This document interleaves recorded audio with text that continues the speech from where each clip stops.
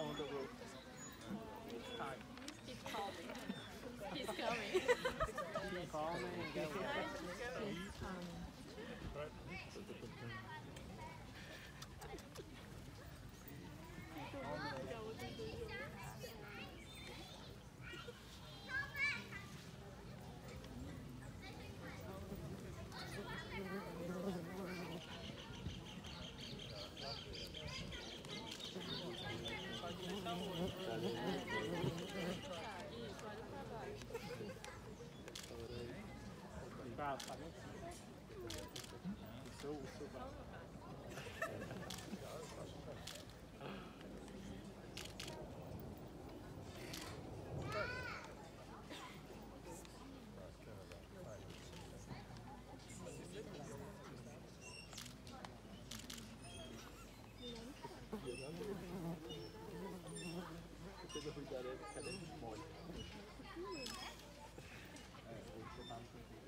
Eu já tô bem.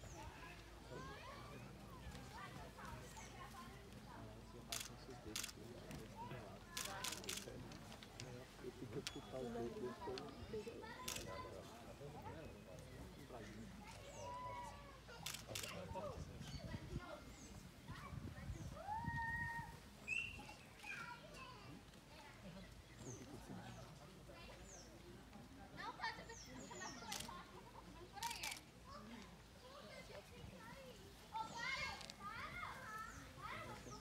Tá pegando lá?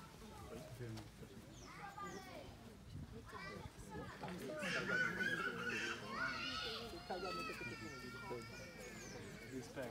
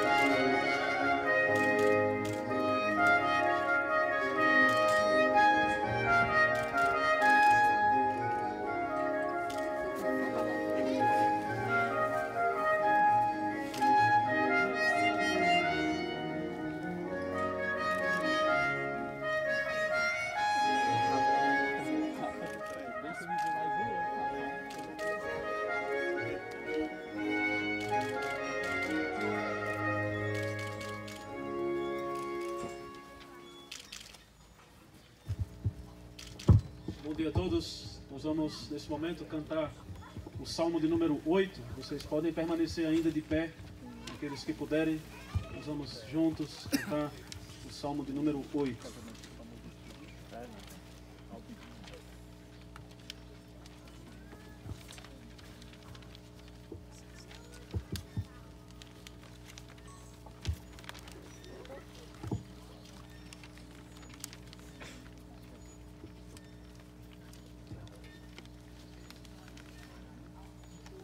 Vamos começar.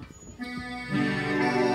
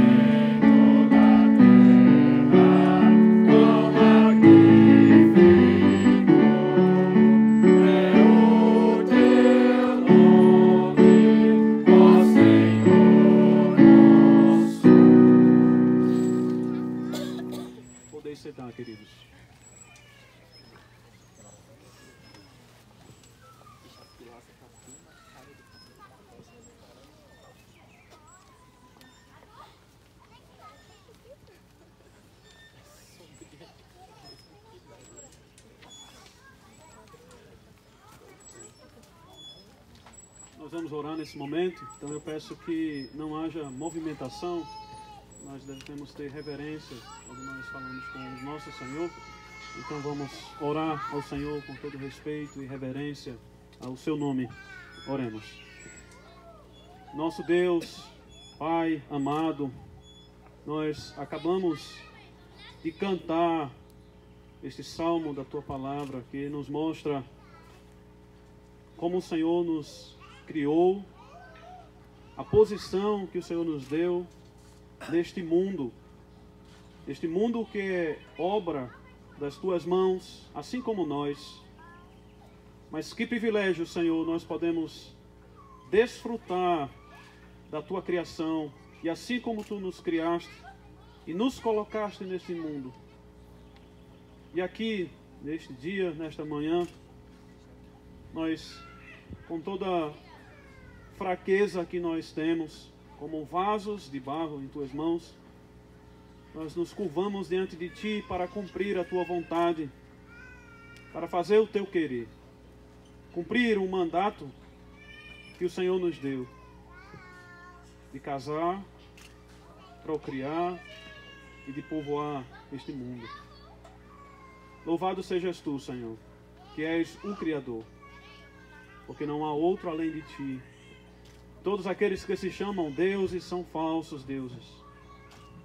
Ninguém pode se comparar a Ti. E nós estamos aqui para reconhecer isto. Nesta cerimônia, nós colocamos a Ti acima de tudo e acima de todos. E toda glória e louvor sejam dadas a Ti, nosso Senhor. Pedimos a Tua bênção, Pai, sobre tudo que nós iremos fazer aqui. E sobre tudo o que irá acontecer a partir deste momento, quando duas criaturas do Senhor irão se unir para formar uma só carne e assim fazer a Tua vontade. Abençoa-nos a todos, em nome do Senhor Jesus. Amém. Nós vamos proceder a uma leitura bíblica do Salmo de número 25. Vamos fazer a leitura deste Salmo. Eu irei ler, então todos irão apenas acompanhar a leitura do Salmo de número 25.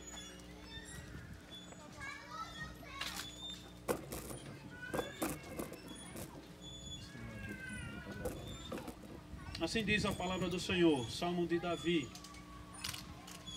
A Ti, Senhor, elevo a minha alma. Deus meu, em Ti confio. Não seja eu envergonhado, nem exultem sobre mim os meus inimigos. Com efeito, dos que em Ti esperam, ninguém será envergonhado. Envergonhados serão os que sem causa procedem traiçoeiramente. Faze-me, Senhor, conhecer os Teus caminhos.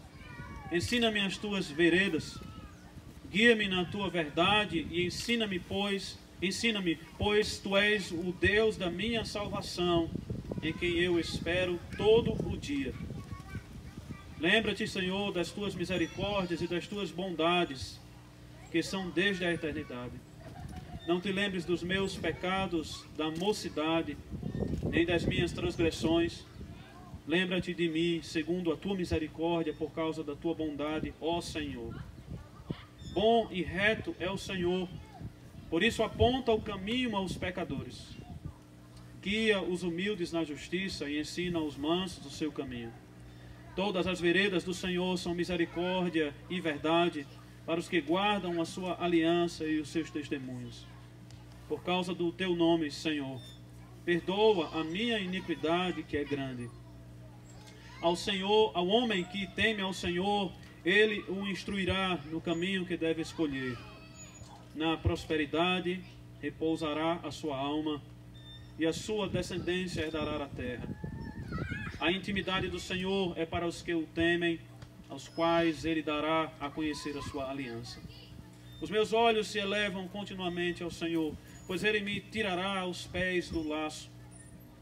Volta-te para mim e tem compaixão, porque estou sozinho e aflito.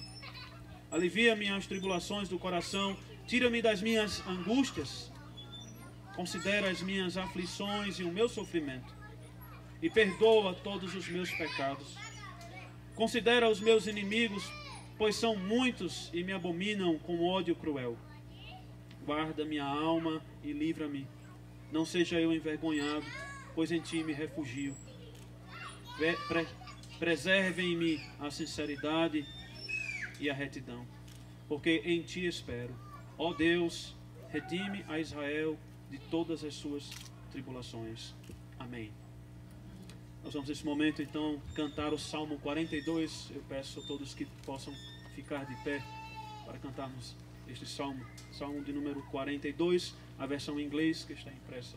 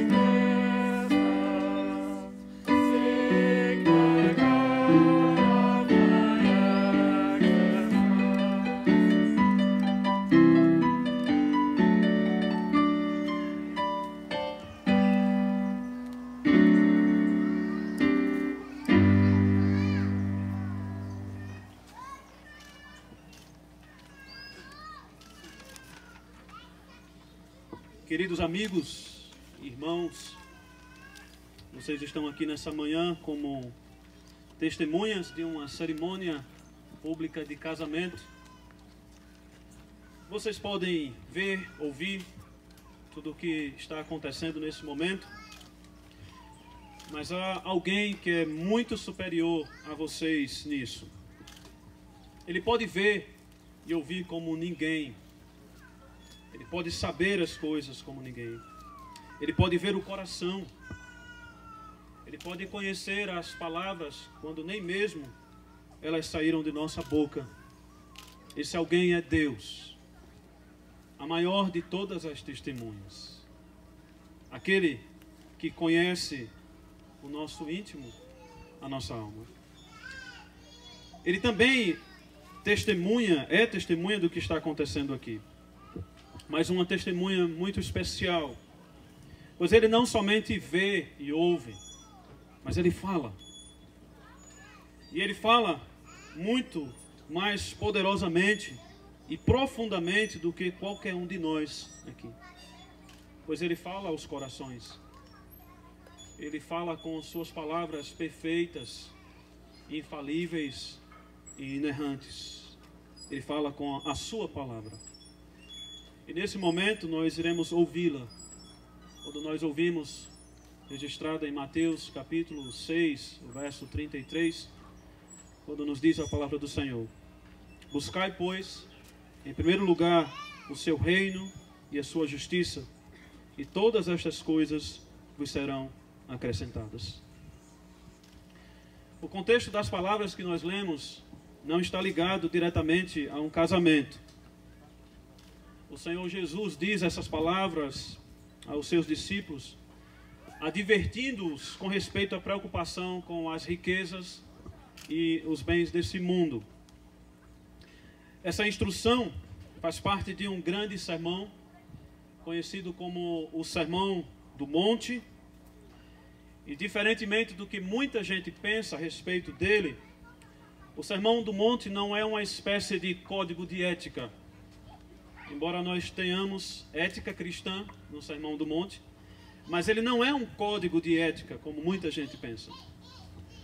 Também o Sermão do Monte não é, como muita gente quer torná-lo, uma espécie de evangelho social, em que todos se unem em torno dessas palavras do Senhor Jesus no Sermão do Monte, em torno de uma só palavra, o amor, e que nós devemos fazer a caridade e ter o Evangelho no nosso coração como sendo o amor expresso aos semelhantes. De modo nenhum. O Sermão do Monte é o encontro entre lei e graça. O Sermão do Monte, conhecido assim, é onde toda a nossa miséria e necessidade de salvação são reveladas, junto com a provisão de Deus para elas, Cristo. No Sermão do Monte, nós encontramos lei e graça que se abraçam em uma só pessoa, a pessoa do Filho de Deus, Jesus Cristo. Nesse sermão, Cristo está ensinando os seus discípulos ao caminho do Evangelho. E o caminho do Evangelho que é ensinado aqui é que nós devemos encontrar plena satisfação no Rei Jesus. Esse é o coração do Sermão do Monte. Mas a pergunta é, o que isso tem a ver com o que nós estamos fazendo aqui? O que essas palavras do Sermão do Monte, que nos apresentam o Evangelho no Filho de Deus, o que isso tem a ver com o que nós estamos fazendo aqui? O que as palavras do Senhor Jesus com respeito às preocupações com as riquezas e com as coisas desse mundo, o que essas palavras têm a ver com estes dois que estão se casando aqui? o que essas palavras nos ensinam a respeito disso e se nos ensinam a respeito do que nós estamos fazendo aqui. Eu imagino que os dois que estão se casando aqui, Rolf Cass e Alice, eles não estão aqui porque eles estão preocupados com as riquezas, nem porque estão preocupados com as coisas materiais. Eles não estão aqui por isso. E o propósito dessa mensagem também não é aliviar vocês de preocupações com as coisas materiais.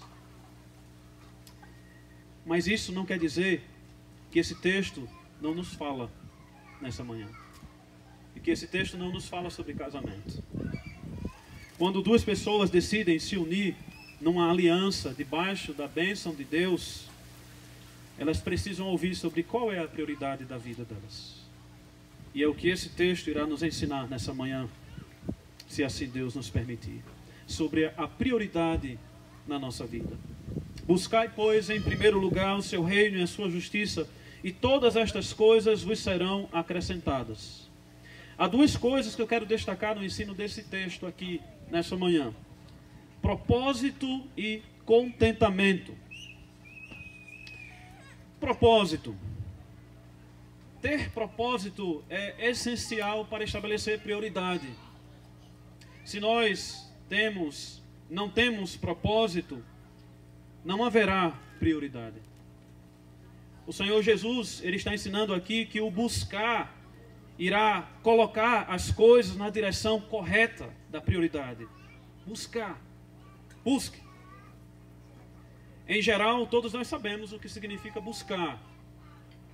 Buscar quer dizer tentar descobrir ou encontrar, procurar, visar, ou para melhor se encaixar no contexto das palavras que o Senhor Jesus disse, buscar pode ser esforçar-se por, enfim, em direção a alguma coisa com empenho. E a palavra que o Senhor Jesus usa aqui na sua própria língua para buscar, ela pode possuir muitos significados parecidos com os da nossa própria língua. Então, a palavra em si, que o Senhor Jesus usa aqui, não muda em nada no que nós já sabemos a respeito do buscar. Como já disse, os significados possíveis dessa palavra, todos nós sabemos. Mas a palavra em si não é o foco aqui. O segredo dessa palavra que o Senhor Jesus está usando, na forma como Ele está usando, para os seus discípulos e para nós, não está em entender o significado da palavra buscar. Porque buscar é buscar. O nosso problema está no fato de buscar mesmo. Esse é o ponto. Não é entender o que significa buscar. A ordem aqui não apela para o significado de uma palavra, mas a ordem do Senhor Jesus aqui apela para uma ação. E é exatamente essa ação que nos confronta e que nos coloca na necessidade de olhar com urgência a ordem que foi dada. Ação. A outra coisa é que buscar aqui está em oposição a outra coisa. Além de buscar nos desafiar a ter uma ação, a agir, o Senhor Jesus nos mostra aqui que esse buscar está em oposição. É necessário haver uma troca. Quando se estabelece esse buscar, você deixa de buscar uma coisa para buscar outra. Ou seja, o esforço que estava sendo feito em uma direção, em um caminho, passa a mudar. Por quê? Porque foi estabelecido um propósito para esse buscar. E esse propósito faz que a direção da busca mude. É nesse sentido que o Senhor Jesus aponta para vocês a direção para a qual a vida vai encontrar o seu propósito. Para vocês dois.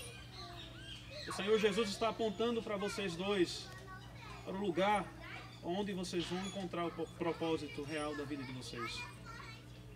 O seu reino e a sua justiça. O seu reino e a sua justiça. Mas vocês estão aqui buscando casar-se. Isso não tem uma contradição entre buscar o reino de Deus e a sua justiça e vocês estarem casando-se, de fato, pode ser sim uma contradição. E realmente em muitos casamentos há uma contradição sim entre buscar o reino de Deus e a sua justiça e casar-se, em unir-se em um matrimônio. Há uma contradição muitas vezes em muitos casamentos. Eles provam isso. Mas não precisa ser assim. Vocês não encontrarão uma contradição entre buscar o reino de Deus e a sua justiça casando-se. Vocês não vão encontrar uma contradição quando o propósito de vocês não for vocês mesmos.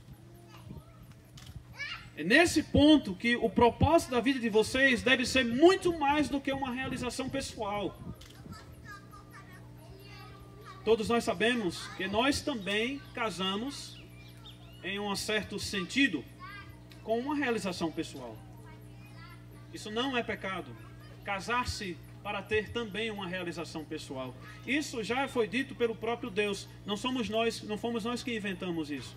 Porque o próprio Deus, em Gênesis capítulo 2, verso 18, ele nos fala claramente sobre a realização pessoal daquilo que vocês estão fazendo agora, casando-se. Porque ele diz: disse mais o Senhor Deus, não é bom que o homem esteja só, far-lhe-ei uma auxiliadora que lhe seja idônea. Então o ponto aqui não é se haverá ou não uma realização pessoal no que vocês estão fazendo. O ponto aqui é qual é o propósito de vocês. E nesse sentido é possível ter o propósito correto com uma realização pessoal.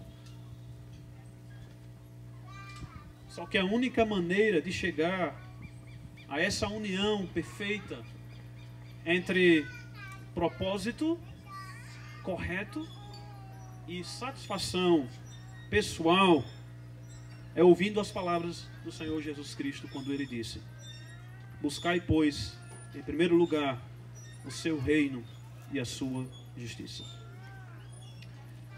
Vocês estarão no caminho da felicidade se entenderem que vocês não têm nenhuma prioridade no que vocês estão fazendo. Muitas pessoas querem um casamento feliz. Há muitas pessoas esperando um casamento feliz. Mas alguém só poderá ter um casamento feliz quando entender que a prioridade naquilo que estão fazendo na cerimônia não pode ser eles mesmos. O propósito da vida de vocês não está em vocês mesmos. Se Rolf Kass e Alice estiverem fazendo isso para satisfazer os propósitos da sua vida pessoal, a notícia que eu dou a vocês é que vocês nunca encontrarão paz. Nunca encontrarão paz. Vocês irão destruir aquilo que vocês estão fazendo agora.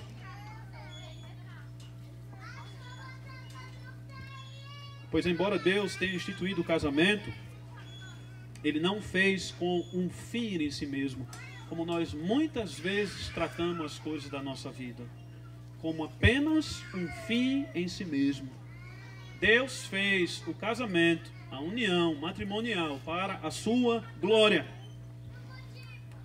para que o seu nome seja glorificado, porque Deus fez tudo para a sua glória. Tudo, absolutamente tudo.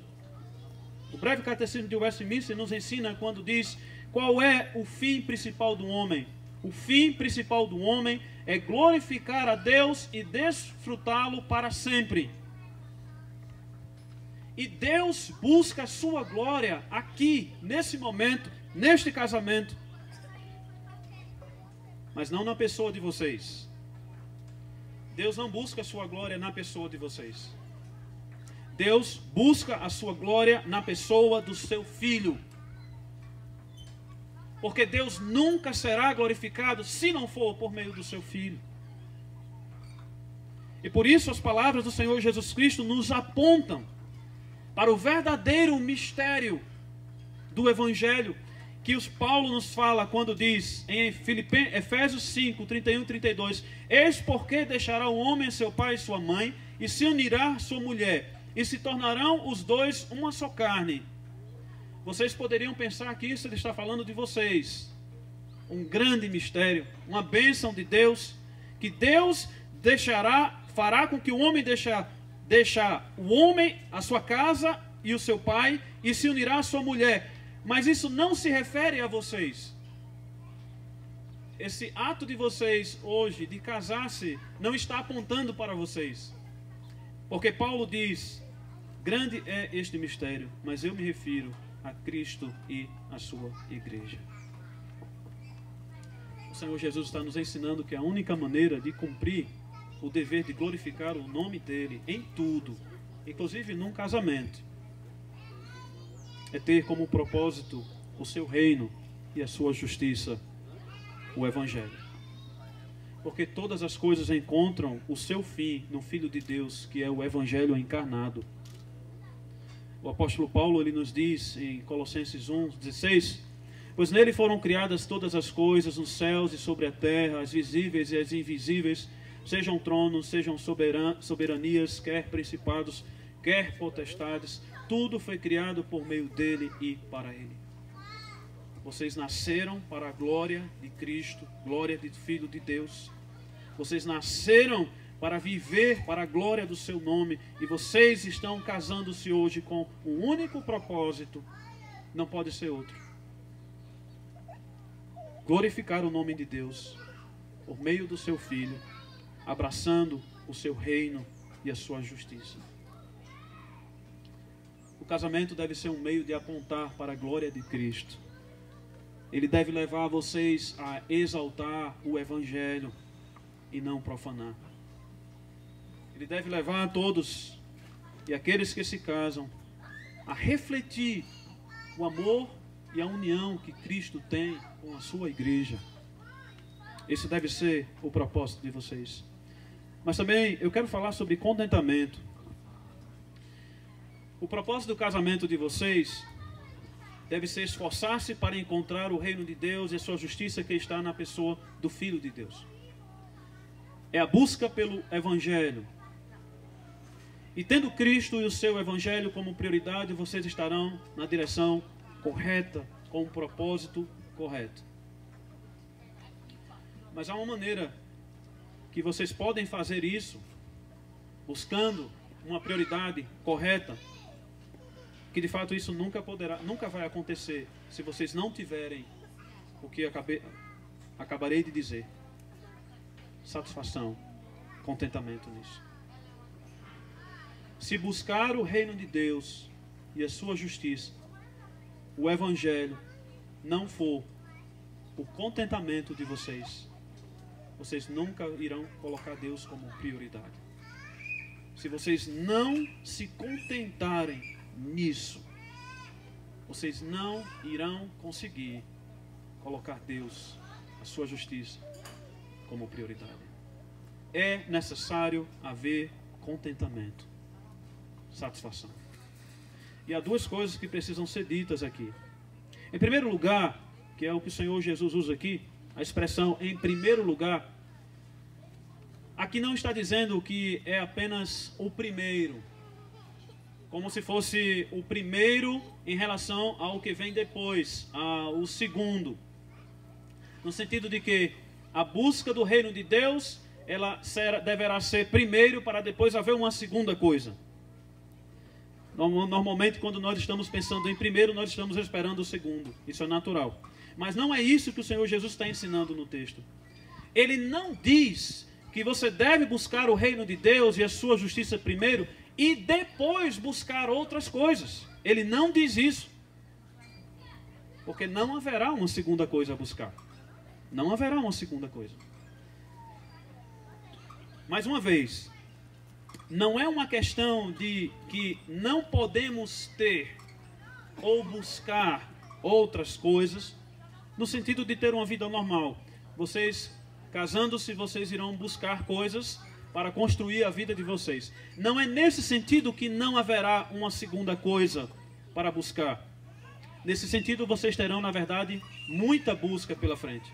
A questão aqui é que a busca, como nós vimos, dentro do contexto de prioridade, propósito.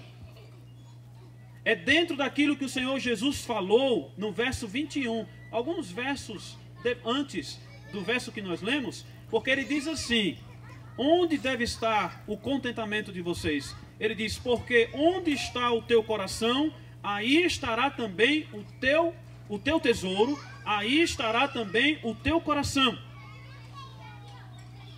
A questão é, em que você terá contentamento? Num certo sentido, buscar o reino de Deus e ao mesmo tempo viver buscando outras coisas, no sentido de ter satisfação nelas, isso não é satisfazer no reino de Deus.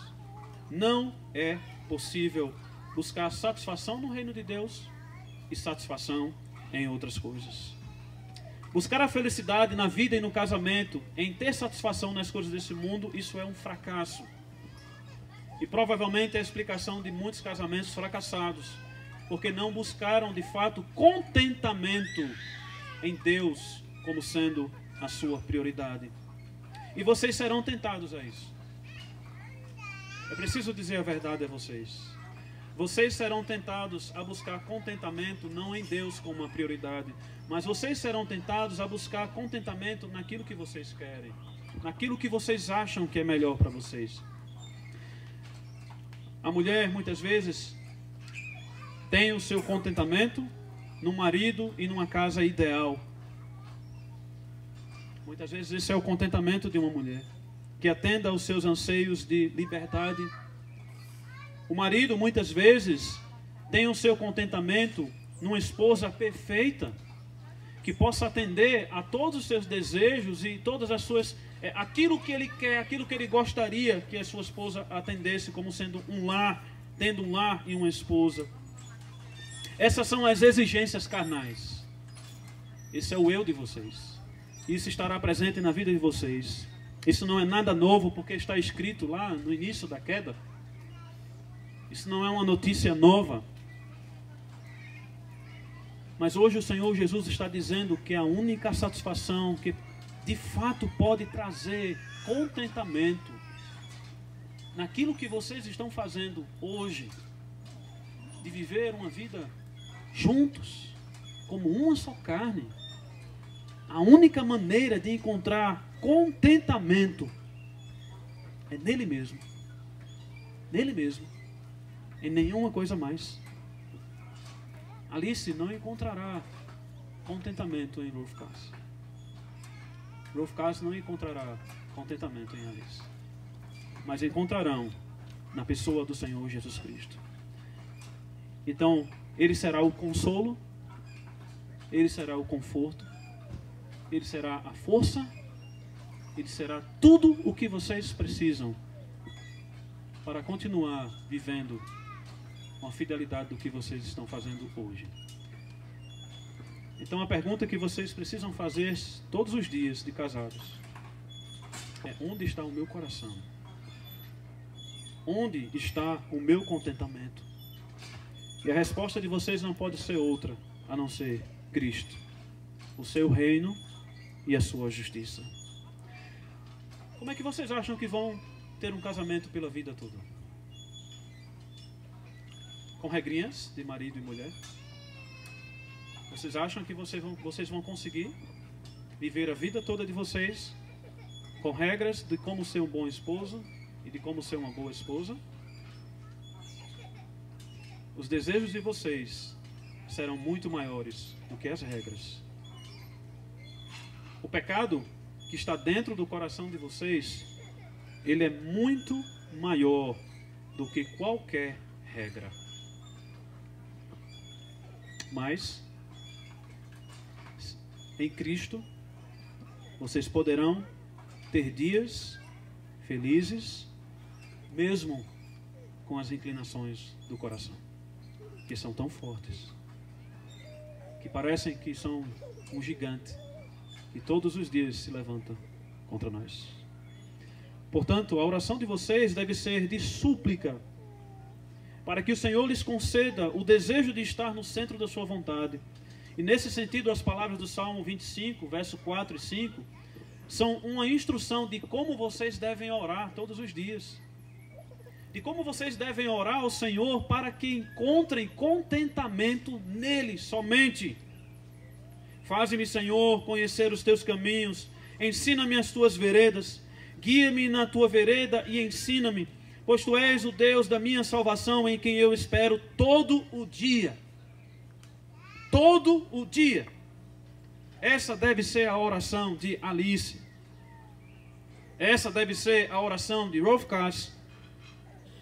Que eu espere em ti todo o dia. E há uma coisa mais que eu quero destacar nesse contentamento. No grego há duas palavras para você dizer um imperativo, uma ordem. A língua que o Senhor Jesus estava usando. Uma é você dar uma ordem iminente, em que você diz, vai, e a pessoa tem que ir naquele momento. A outra maneira de dar uma ordem é uma ordem em que você não tem um ponto específico. Não é naquele momento que você tem que fazer, mas é que você tem que fazer constantemente. Você faz naquele momento, mas você não pode parar mais.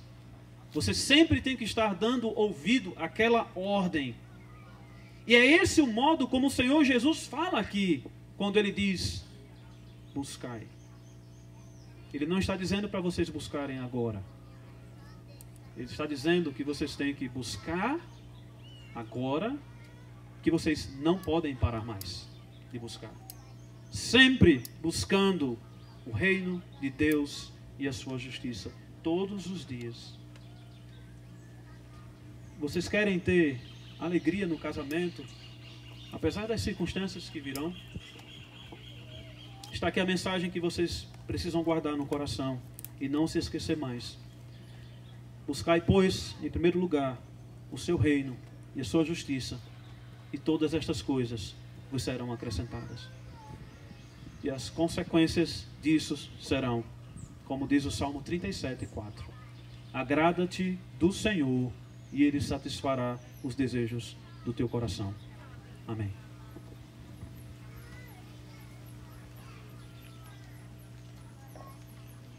Nesse momento nós vamos cantar o Salmo de número 25. Aqueles que puderem, possam ficar de pé.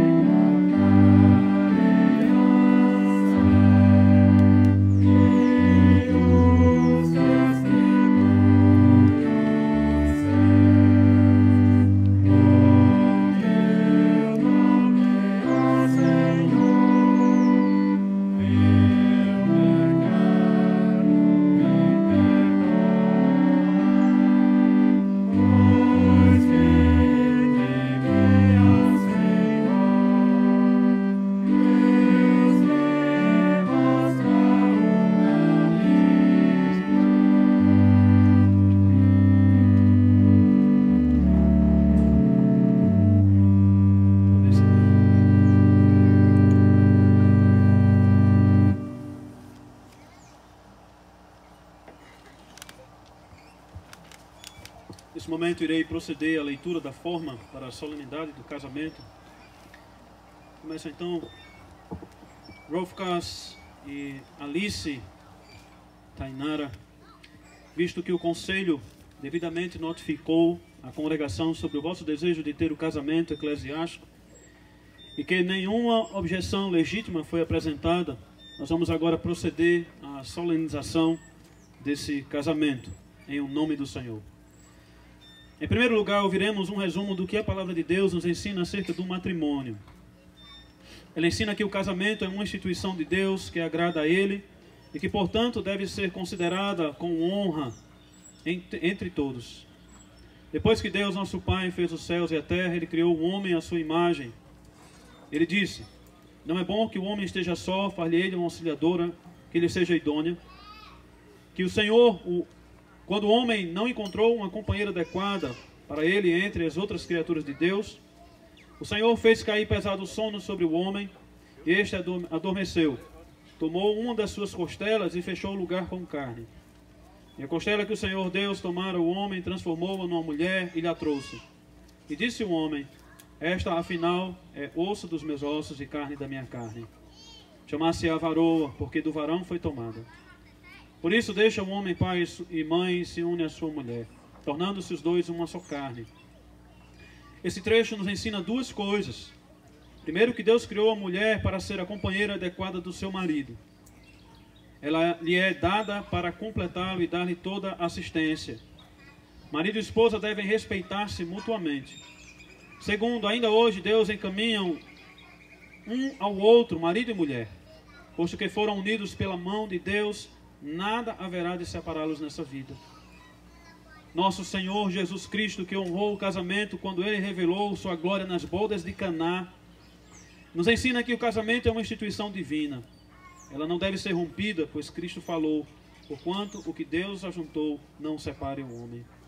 Visto que Deus fez do casamento um elo forte, Ele odeia o divórcio. Como também mostra nosso Senhor Jesus Cristo nessas palavras: quem repudiar sua mulher, não sendo por causa de relações sexuais ilícitas, e casar com outra, comete adultério. O Senhor proíbe a imoralidade, pois cada um tem a sua própria esposa e cada um o seu próprio marido. Ele quer que os nossos corpos sejam preservados como templos do Espírito Santo e nós possamos glorificar a Deus em nossos corpos. A palavra de Deus também nos ensina acerca do propósito do casamento.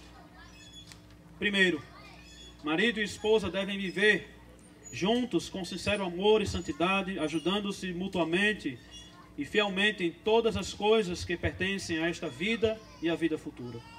Segundo, pelo casamento, o gênero humano deve continuar e crescer, e sob a bênção de Deus, marido e esposa irão frutificar e multiplicar-se.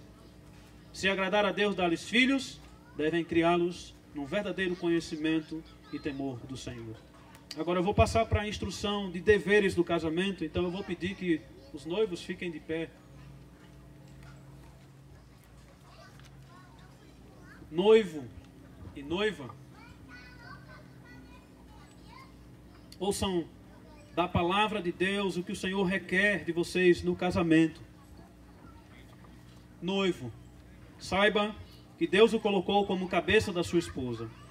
Ame-a como seu próprio corpo, como Cristo amou a igreja e se entregou por ela. Guie, proteja e cuide da sua esposa.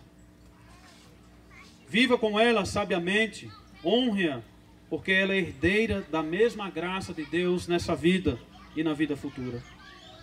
Assim, suas orações não serão impedidas. Seja fiel em seu trabalho diário para que possa sustentar a sua família e também ajudar os necessitados. Noiva, ame seu marido e dê-lhe assistência em todas as coisas. Seja sujeita a ele como a igreja está sujeita a Cristo. Aceite a orientação dele, cuide dos seus filhos, da sua família e das atividades do lar de uma maneira apropriada, vivendo modestamente em fé, amor e santidade. Deem sempre assistência um ao outro e sejam fiéis um ao outro. Cumpram diligentemente a missão que Deus lhes deu na igreja e neste mundo. creiam na promessa de Deus segura. Bem-aventurado é todo aquele que teme ao Senhor e anda em seus caminhos. Feliz será e tudo te irá bem. Salmo 28, 1 e 2. Rolf Cass Jansen e Alice Tainara, vocês ouviram o que o Senhor requer de vocês no casamento e o que Ele lhes promete. Que o nosso Deus gracioso lhes dê força e fidelidade para vocês viverem juntos como marido e esposa, e que o seu socorro seja em o nome do Senhor que fez o céu e a terra. Rolf Cass,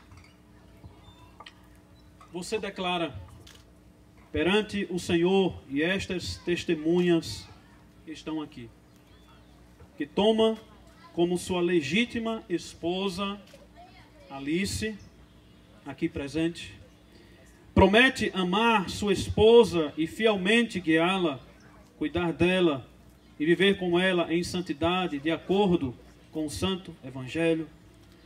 Também promete jamais abandoná-la, mas sempre ser leal a ela em dias bons, em dias maus, em riqueza e pobreza, em saúde e doença, até que a morte os separe. Você promete? Alice, você declara aqui perante o Senhor e estas testemunhas que toma como legítimo esposo Rolf Cass, aqui presente, promete amar seu esposo, dar-lhe assistência, segui-lo, cuidar dele, viver com ele em santidade, de acordo com o Santo Evangelho. Também promete jamais abandoná-lo, mas sempre ser leal a ele em dias bons e em dias maus, em riqueza e pobreza, em saúde e doença, até que a morte os separe. Você promete, Alice? Sim. Os noivos agora podem trocar as alianças. Então, se haverá uma entrada da aliança, que seja feito nesse momento.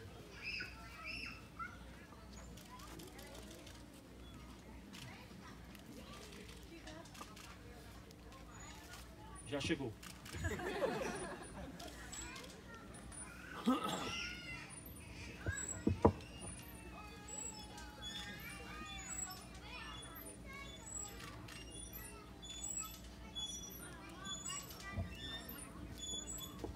Sejam essas as alianças para vocês, símbolos da pureza e da constância do verdadeiro amor conjugal.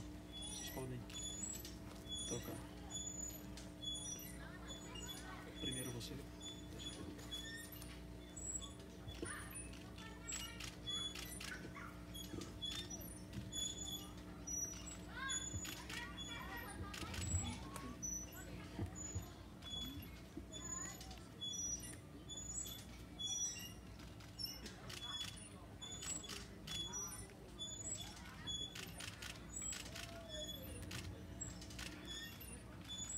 Vocês de frente para mim.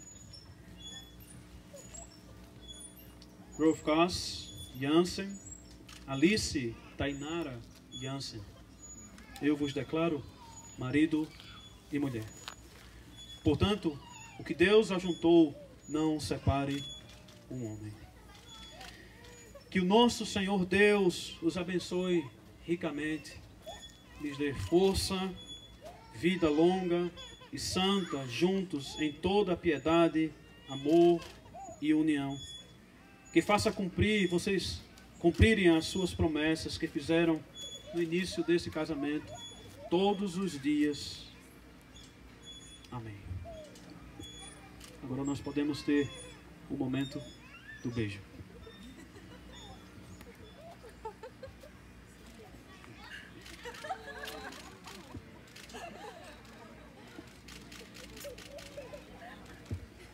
Nós vamos ainda de pé agora nesse momento todos cantar o Salmo 134.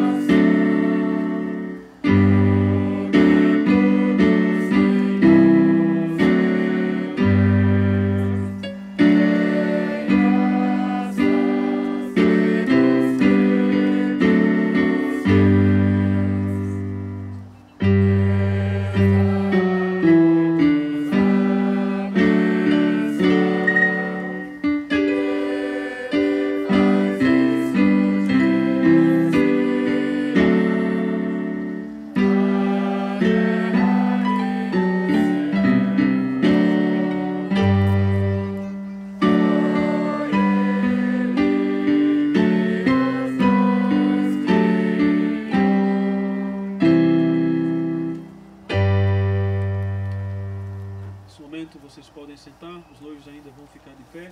Nós vamos passar para o momento da assinatura da certidão de casamento.